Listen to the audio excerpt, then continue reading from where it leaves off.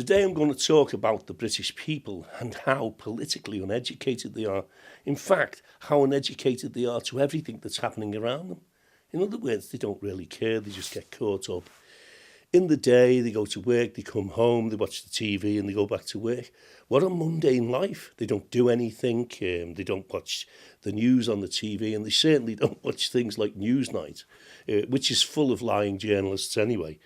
And what they do is they go to bed again, they get up and go to work. So they don't really know what's going on around them, and they don't really know what's going on in their own community. And this is the way that things are. And what the press do and the media, especially the TV media, especially the BBC, Channel 4, Sky News, what they do is they portray an image to the people which isn't really based on reality. It's not the truth. It's not the truth. They just tell these people what they think the people want to hear, and not what they think the people want to hear. There's a bit of that in it anyway, but what they want the people to hear. So it's all an illusion. We're being fed an illusion by the media. And you know, the sad thing is, the British people believe what they see, you know, on the television media, on the news sources which appear on the TV, and they believe what they read in the national newspapers. And yet really, you know, there's no excuse for this now because they've got the internet. But as we know, Google, the Google search engine, is now being censored. YouTube is being censored, and other massive sort of,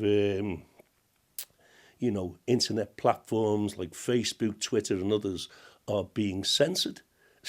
So, you know, the news we're getting on there is now filtering onto those channels as well.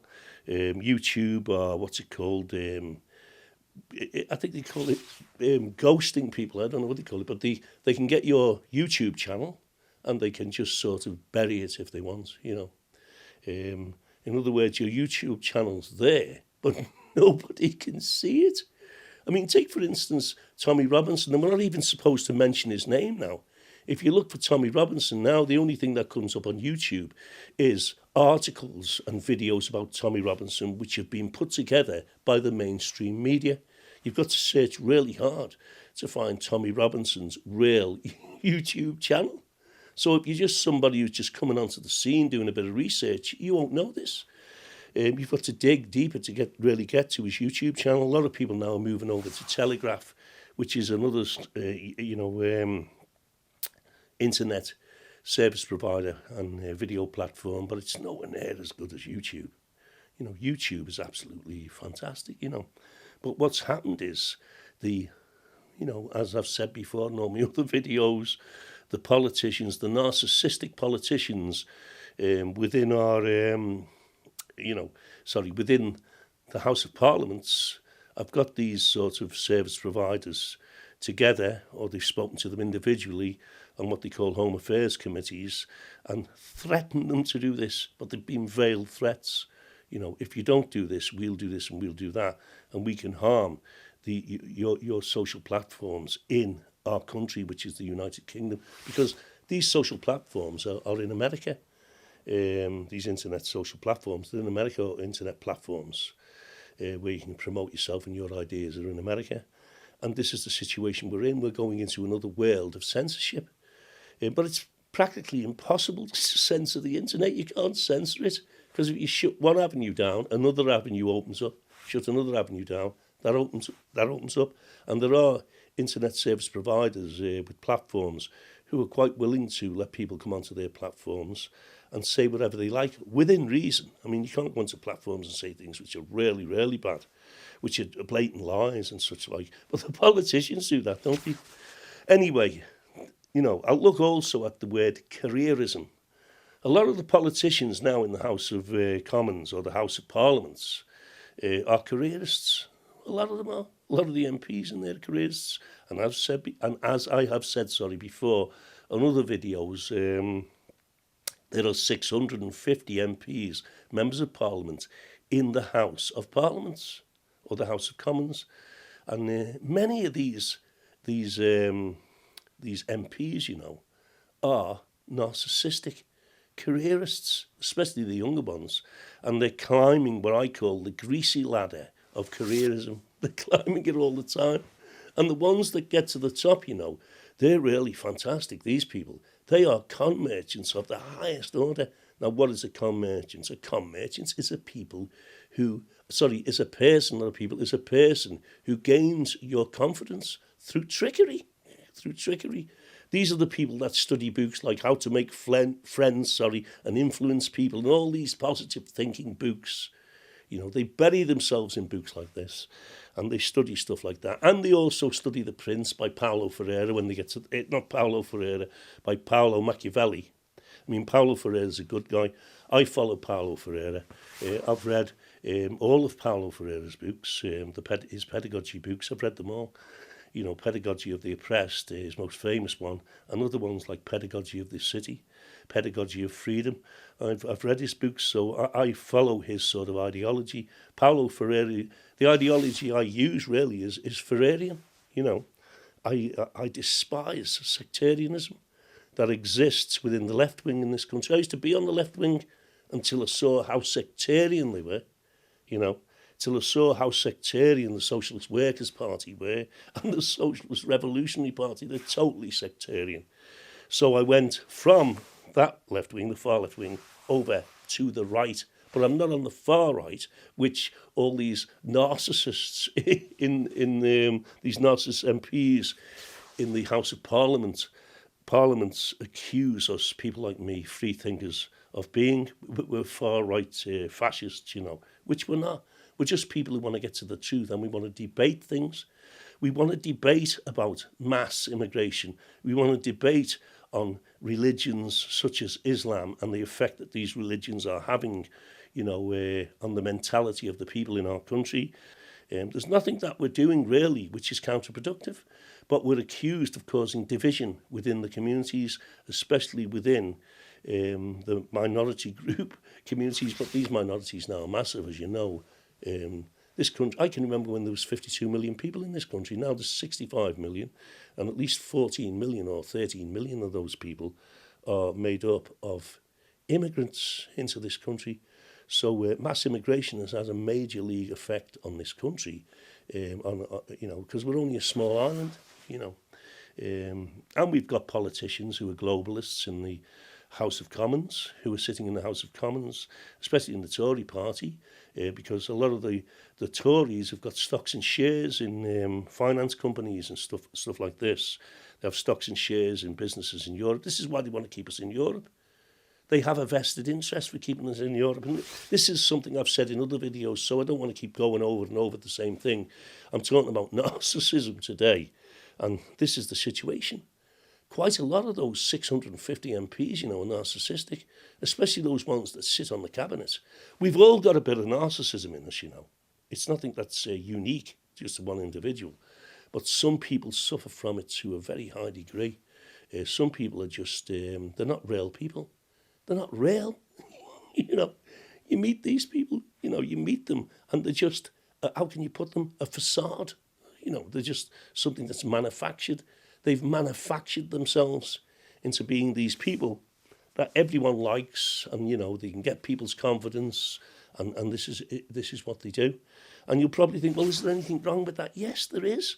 When what these people are doing is counterproductive to the happiness of the majority of people in the country. And this is what these MPs do. Some of the amazing things they come out with, like the bedroom tax, for instance. The bedroom tax, taxing people who are on benefits, who are already in poverty, because they're on poverty benefits, taxing them for any spare bedrooms that they've got. So if there's only one of them living in a house and they've got 2 bedrooms, they have to spend £12 to £14 a week out of their meagre £70 or £80 a week benefits. And this is absolutely diabolical, and this is what the Conservative Party are capable of. And because we've got mass immigration in this country now, and millions of immigrants who are in the country, many hundreds of thousands and millions are actually on benefits. Everything is sort of now pressure is being put on everything, on all our infrastructure and everything, so everything's suffering. And they still carry on bringing in the immigrants en masse, because most of the MPs in the House of Commons are globalists. And this is what the globalists are doing, they want to sort of dilute all our countries. They don't want any indigenous population, anyone who stand up and speak out and say, look, this is wrong, And they've also used the schools to brainwash our children, which I've said before and I'll say it again. Our children aren't taught at schools, at our schools, to be children who, when they grow up, they can become people who who are emancipated, who believe in freedom, and who want to create a world that the children want to be in, who are now adults, that they want to live in. No, they're taught to adapt to a world which these 650 narcissists in the House of Commons impose upon them, So every structure that's been put into place at central government level and at local government level is sort of centred around these themes. It's oppression. We're being oppressed. The TV, especially the BBC, the British Brainwashing Corporation, and when you look at the TV news outlets, when you look at the way that they behave, contained within the narrative that they use is an oppressive narrative. It's not a narrative that's sort of like, it doesn't liberate us. It's not a narrative of liberation. We're not liberated. The British people are walking around, half of them are just brainwashed. As I said before, they believe everything they read in the newspapers and what they see on the television, especially the middle classes, and they're educated as well, the educated middle classes and the educated working classes. They're the worst. They believe more. You'd think they'd be emancipated because of their education, but they're not. And as I say before, a lot of the middle classes work in the public sector, and they are totally, even if they do know the truth, they wouldn't say anything.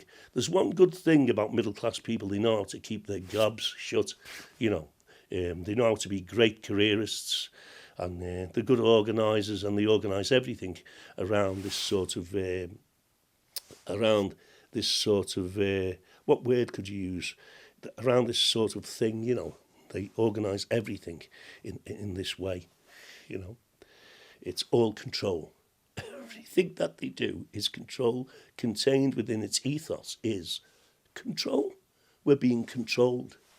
And we have to come to terms with this, that our leaders, the people that we've elected in, a lot of them are careerist narcissists, especially, as I've said, on the cabinet, the 23 ministers and the Prime Minister that sit on the cabinet.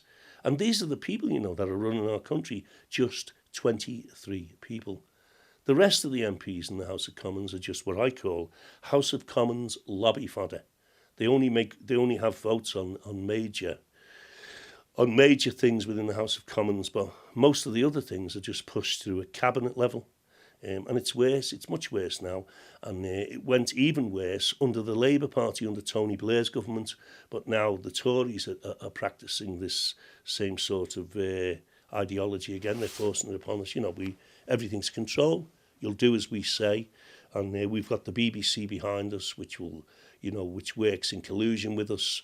The media of this country, the mainstream media, the main newspapers like the left-wing leaning Guardian and the Times, the right-wing leaning Times, all of these newspapers really work in collusion with the government. And when you look at the people who are involved in this, it's not many people. As working class people, and as ordinary people, we think that there are literally thousands of people imposing this upon us, but it's not. Like I've said before, the police force is 53, 50 to 53 chief constables, about 20 news editors in the newspapers, about 20 people on the TV media, 30 people at the top I'm talking about, and a cabinet of 23 people in the House of Commons, the house that represents the common people, of course. And these are the people that are imposed this upon us, just a handful of people, a handful of people, the people at the top in the army, the police force, and in the media. And within, amongst the politicians, a handful of people are imposing this upon us. And, the people who impose their agendas upon us are the people within local government. And there's only a handful of them. you know how many cities and towns, a few hundred around the country, 300 or so around the country, who imposed this upon us as well, using middle-class council officers, senior council officers, who themselves are all narcissistic. They don't care about us. They don't have empathy. Empathy is something that these people don't have. A lot of them don't even know what empathy means. They don't have empathy. They don't feel sorry for people. They don't care about people, you know. Is all they care about is themselves, right? And they continually spew out this doctrine onto us, and they put all these structures into place at local government level, which comes down from central government's Whitehall, where the politicians are, comes down from there into our cities, into local government at local government level, and they impose this misery upon us. So it's a handful of people that's doing this, but there's 65 million people living in the country, and that's a lot of people. 65 million people is a lot of people. And it's going to get worse, and it's going to get worse and worse until we recognise these things, until we put structures into place to try and counteract this, and until we sort of, especially amongst our emancipated academics, our free-thinking academics, academics who are, do empathise with people. We need to put together a narrative to counteract this narcissistic, deceptive narrative that is being fed to us every day, that exists within our media, that exists within the police force, that exists within our armed forces, amongst the people at the top. Not the people underneath them, not the ordinary policemen, not the great soldiers that we've got. I'm not criticising the soldiers. I'm talking about the people at the top, especially in the House of Commons, the ministers. There's a minister for everything. There's a minister who covers the police force. There's a minister who covers the army and such like. Or one minister covers the army and the police force. And these are things which we should debate seriously. Seriously, we should look at these things and we should ask ourselves, why is this happening? Now, I was speaking to a fellow not so long ago. He's educated in politics, and he told me, well, the government has to be oppressive, doesn't it? The government has to stop social unrest. If the government didn't use these sort of oppressive sort of forces, people, there would just be anarchy. People would do whatever they liked. I don't believe that. Basically, most people, are decent people. And when I say most people, I'm talking about 99% of people are decent people, maybe a bit less than that. But we've got, our psychopaths even in society that are not even in the House of Commons. We've got our narcissists in the ordinary world as well. But basically, most people are decent people who want to hear the truth. But, do British people really want to hear the truth? That's another question, British people, hate the truth. Answers. I want the truth! You can't handle the truth! The truth's only simple, There's nothing complicated about the truth. The lies that is fed to us by our politicians is complicated, but the truth is very, very simple. What was that thing? If you want to find out the truth, look at Occam's razor. Look that up on the internet, and it's normally the most simplest thing, which turns out to be the truth. And this is the situation. If you want the truth, well, you've got to try and find the truth. And to find the truth, you have to be emancipated yourself, and you have to say to yourself, hang on, something's not right here. Something's not right. What's going on here with the media? I mean, look, I can't believe that. Why is the media? Why are they doing what they're doing? Why are the media continually ramming multiculturalism down our throat? Why do the news media especially, why do all the newsreaders, why are they all of different nationalities? There seems to be more newsreaders now of different nationalities than what there actually is white British newsreaders. In fact, to use the word white British now is looked upon as being racist, and you should have no pride in your own country, in the history of your own country. And this country is a great country, if you drive around it. It's a beautiful country. We should be proud of our history, and we should also be proud of our country. and proud of our culture. But these are things that the globalists want to destroy.